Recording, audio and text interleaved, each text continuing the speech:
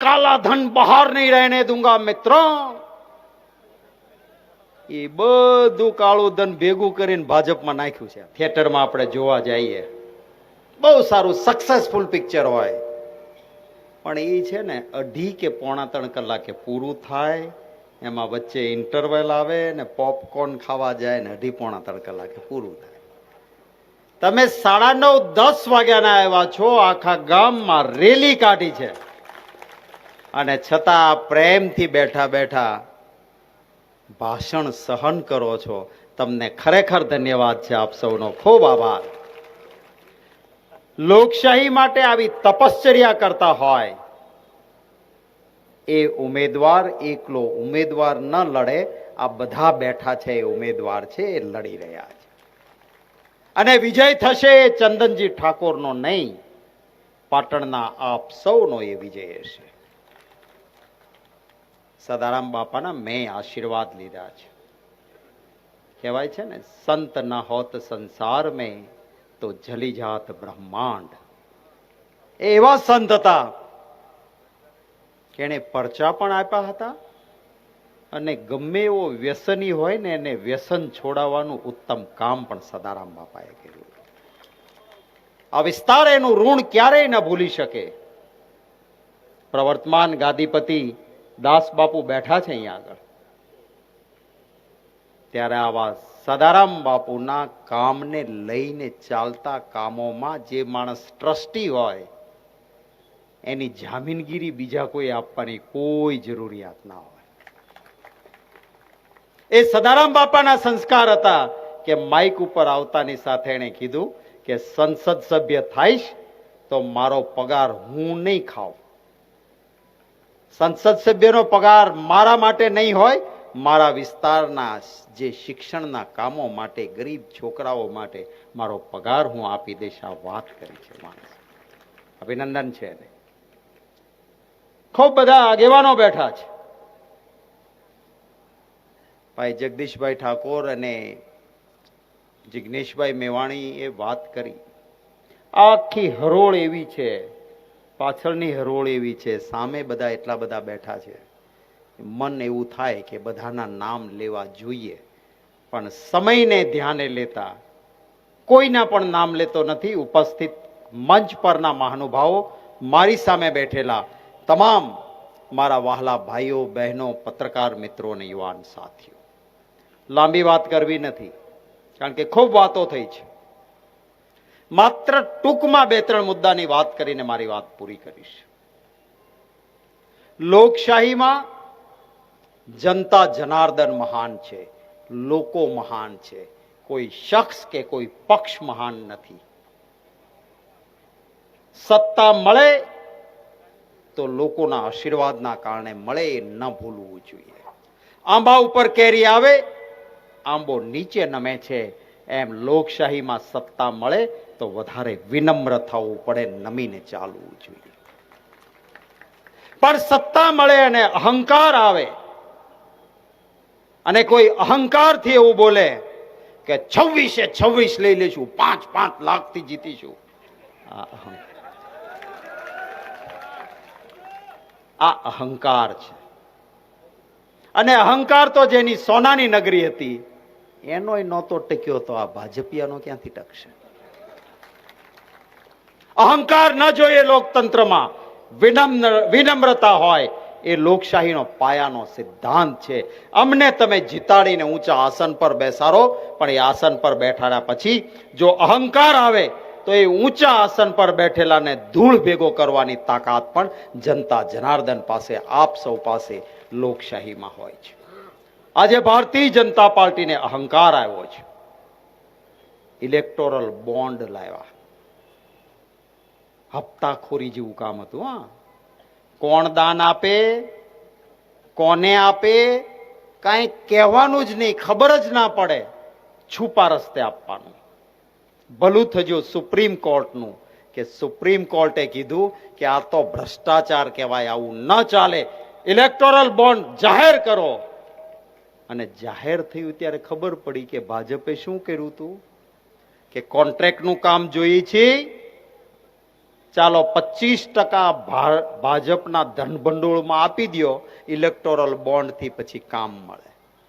CBI ઇન્કમટેક્સની red કરવાની અને કે 5,000 કરોડ રૂપિયા ભરવા પડશે.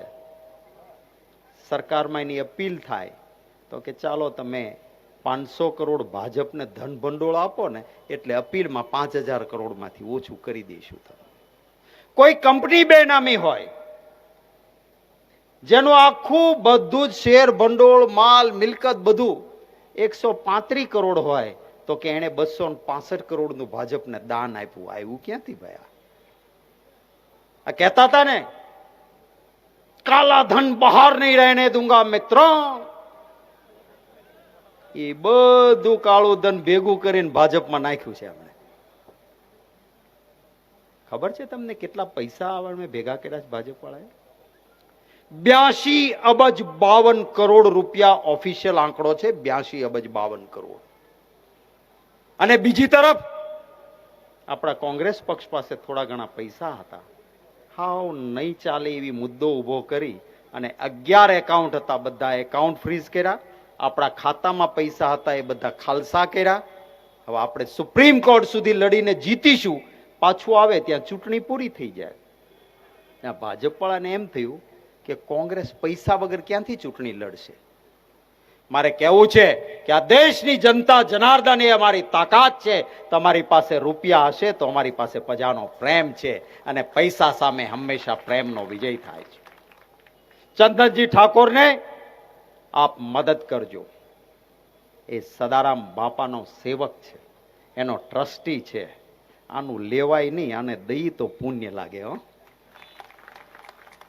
નોટ પણ આપજો અને વોટ પણ આપજો. અહીં હું કહું છું તમને કે આ એક એવી વ્યક્તિ છે કે એનામાં નામ જેવા ગુણ છે. ચંદન ઘસાઈ જાય ને તોય શીતળતા આપે, એને તકલીફ પડશે તો પણ તમને પ્રેમ આપશે. ચંદન એ સુવાસ અને સુગંધ આપે. આ માણસ ગમે તેટલો પરસેવો વહાવશે પણ તમારા માટે સુગંધ પ્રાપ્ત થાય એની મહેનત કરશે, એનો મને વિશ્વાસ છે. અને આપણે કહેવાય છે ને કે પુત્રના પારણામાં અને વહુના બારણામાં, એમાં રાજકારણીના માઇકમાં, પુત્રના પારણામાં, વહુના બારણામાં અને રાજકારણીના માઇકમાં એને માઇક ઉપર આવીને કહ્યું કે મારો પગાર છે એ હું નહીં ખાઉં, મારો પગાર મારા મત વિસ્તારના લોકો માટે હશે. આ એની ખાનદાની છે. ત્યારે આપ સૌને વિનંતી કરું છું કે એમને મદદ કરજો. એ વિજય આપ સૌનો હશે ને એ સેવાની સાધના કરશે. અહીં અનેક વર્ગ ધર્મ જ્ઞાતિના ભાઈઓ બહેનો બેઠા છે. આ દેશની લોકશાહી એ તમામ લોકોને સાથે લઈને ચાલનારી છે. આપણા દેશનો અસલી ધર્મ શું છે? કે પરમ તત્વ એક છે. આપણે ત્યાં કહેવાય છે ને કે દેવી દેવતાઓના અવતાર હોય છે, એટલે કે પરમ તત્વ એક છે. જુદા જુદા નામથી અવતરણ થાય. કોઈ માતાજીઓના નામ, કોઈ દેવી દેવતાઓના નામ, કોઈ સંતોના અંદર પણ આપણે પરમ તત્વ આવ્યું છે એવું કહીને એને નમન કરતા હોઈએ છીએ. આ દેશમાં આ કહેવાય છે કે ઈશ્વર અલ્લાહ તેરો નામ સબકો સન્મતિ દે ભગવાન. આ આપણા દેશનો અસલી ધર્મ છે. કોઈ પણ માણસ, હું હિન્દુ છું, હું મારી માતાજીને પ્રાર્થના કરું, હું મારા કુળદેવીની આરાધના કરું તો મોક્ષની પ્રાપ્તિ માટે હોય. મતની પ્રાપ્તિ માટે હું મારા દેવી દેવતાને શેરીઓમાં ના રજડાવું. મત તો કામના નામે મંગાય, પણ કામની બદલે કારનામા કરે અને પછી રામના નામે રોટલો શેકવા નીકળે, એને ઓળખવા પડે કે નહીં? હિન્દુ ધર્મમાં સૌથી સર્વોપરી શંકરાચાર્યજી મહારાજ. એવું કહેવાયું છે કે 4 વેદ હિન્દુ માટે આખરી ગણાય અને આ 4 વેદોની જવાબદારી 4 શંકરાચાર્યજી મહારાજોને આપી છે. એ 4 શંકરાચાર્યજી મહારાજમાંથી એક પણ વ્યક્તિ અયોધ્યામાં મંદિરના ભાજપના તાઇફામાં ન ગયા.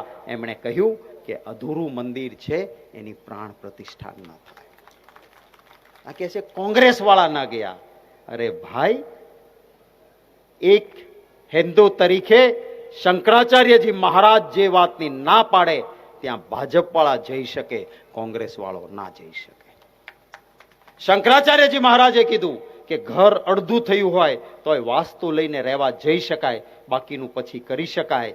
પણ મંદિરમાં પ્રાણ પ્રતિષ્ઠા થાય છે, એટલે કે ભગવાનનો પ્રાણ એમાં મૂકીએ છીએ, અને ખોટ ખાપણવાળા શરીરમાં પ્રાણ ન મૂકી શકાય. એમ જેનો ગુંબજ નથી બન્યો, જેના પર કળશ નથી મુકાયું, એ મંદિરની પ્રાણ પ્રતિષ્ઠા અત્યારે ન કરવી જોઈએ. આ શંકરાચાર્યજી મહારાજે કીધું. પણ ચૂંટણી આવતી હતી ને, એટલે શંકરાચાર્યજી મહારાજનું ન માન્યું કે આ તો ગુંબજ બને અને કળશ મુકાય, ત્યાં ચૂંટણી પૂરી થઈ જાય તો રામના નામે અમારે રોટલો કેમ શેકવો? આ ધંધો કર્યો છે એમણે, એમને ઓળખજો. શંકરાચાર્યજી મહારાજે કીધું કે તમે અત્યારે રામલલ્લાની પ્રાણ પ્રતિષ્ઠા કરશો, ઉપર ગુંબજનું કામ બાકી છે, કળશ બાકી છે, મજૂર ઉપર કામ કરવા ચડશે તો એના ચરણ, એના પગ રામલલ્લાના માથા ઉપર આવે. આ એક પાપ કહેવાય, અને આ પાપ ન થવું જોઈએ. તો પણ શંકરાચાર્યજી ભગવાનનું ન માન્યા. અને જુઓ, જે અહંકારમાં જ્યારે આવા કામ કરે છે ત્યારે સરસ્વતી માતાજી પણ જીભે બેઠતા હોય. જો બેઠા ને રાજકોટના ઉમેદવારની જીભે.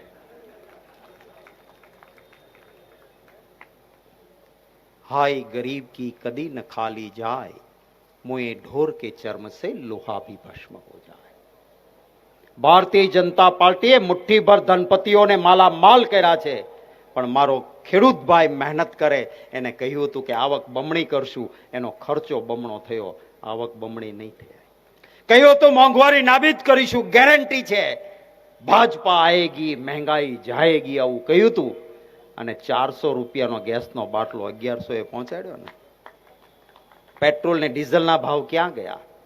2 કરોડ નોકરીਆਂ ખોલ દૂંગા કહ્યું તું, ગેરંટી આપી હતી. અરે હતી એની નોકરીઓ વહી ગઈ, 2 કરોડ નોકરીઓ ખોલાડી નહીં. કહ્યું હતું टास्क फोर्स बनाएंगे, काला धन वापिस आएगा, यूं ही देशवासी के खाते में 15-15 लाख आ जाएंगे. કહ્યું હતું ને. આવ્યા કોઈના ખાતામાં 15 લાખ? આ નીચે બેઠા એમાંથી કોઈનામાં આવ્યા? આ બાજુ કોઈને આવ્યા? હવે કોઈ ભાજપને મત આપ્યો એને પૂછજો કે અમે તો કોંગ્રેસની સભામાં ગયા હતા, કોંગ્રેસ વાળા છીએ, તમે તો કમળ વાળા છો, અંધભક્ત છો, બેંકની પાસબુક બતાવો તો કે 15 લાખ આવ્યા. તો પછી અને ગામડાના માણસ બહુ બહુ સમજદાર હોય છે. અમને ભણ્યા ગણ્યા ડિગ્રી લીધી ને એના કરતા ફેટો બાંધીને ગામમાં મારો કોઈ ખેડૂત ભાઈ હોય ને એની બુદ્ધિ બહુ તેજ હોય. મને હમણાં આદિવાસી વિસ્તારમાં એક ભાઈ મળ્યા, સરપંચ હતા, હાવ દેશી માણસ હતા. મને કે આપણે વિચારવું ન જોઈએ. મેં કીધું હું?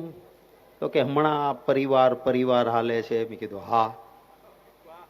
કે મને કોઈ એમ કે તું તો મારા ભાઈ જેવો હો, તો મારે રાજી થતા પહેલા જોવું પડે કે એના ભાઈ એને શું કર્યું છે. જમીન પડાવી લેવા માટે કોર્ટના ધક્કા ખવડાવ્યા, બધું કર્યું, હરવાળે હગા ભાઈનું ખૂન કરીને એની જમીન પડાવી લીધી હોય. એ મને એમ કે તું મેરા ભાઈ જૈસા હે, તો મારે વિચારવું પડે કે આનો ભાઈ ન થયો. ભાઈ ભાઈ નહીં, હો ભાઈ ભાઈ નહીં. તો એને કીધું કે જેનો પરિવારમાં માને ફોટો પડાવવા રાખી હોય, પત્નીને વિદાય કરી દીધી હોય, અને જેનો ભાઈઓ હંમેશા ફરિયાદ કરતા હોય, એ એનો પરિવાર હોય ને પછી કે પૂરા દેશ મેરા પરિવાર, તો દેશવાસી હાથ ન જોડે કે ના હો ભાઈ અમે તમારા પરિવારના નહીં ભાઈ કે ને. આ એક સામાન્ય ગામડાની વ્યક્તિને સૂઝેલો વિચાર છે. આ મારું નથી હો, આ એક ગામડાના વ્યક્તિને સૂઝેલો વિચાર છે. મારે કહેવું છે કે આ લોકતંત્ર છે, લોકશાહી છે, એમાં લોકો મહાન છે. આપ વિચારજો, જે માણસે 3268 દીકરા દીકરીઓ ગરીબના શોધીને લગ્નો, સમૂહ લગ્નો કરાવ્યા હોય એવો આ ચંદનજી ઠાકોર છે. એને આપ ઓળખો, એના પંજાના નિશાન ઉપર મતો આપજો, એને વિજયી બનાવજો. એ પછી રઘુભાઈ કે કિરીટભાઈ જેવા કે બળદેવજી એની વાત કરશે તો પાર્લામેન્ટમાં તમારો અવાજ બનનારો વ્યક્તિ એ ચંદનજી ઠાકોર છે. ખૂબ બધા અહીંયા આગેવાનો કોંગ્રેસમાં જોડાયા, એમનું સ્વાગત કરું છું. કેટલાક આરે ત્રીજી પેઢીનો સંબંધ હતો ને આજે ત્રીજી પેઢીને મને ખેસ પહેરાવાનો મોકો મળ્યો અને ખૂબ આનંદ થયો છે. સ્વાગત છે.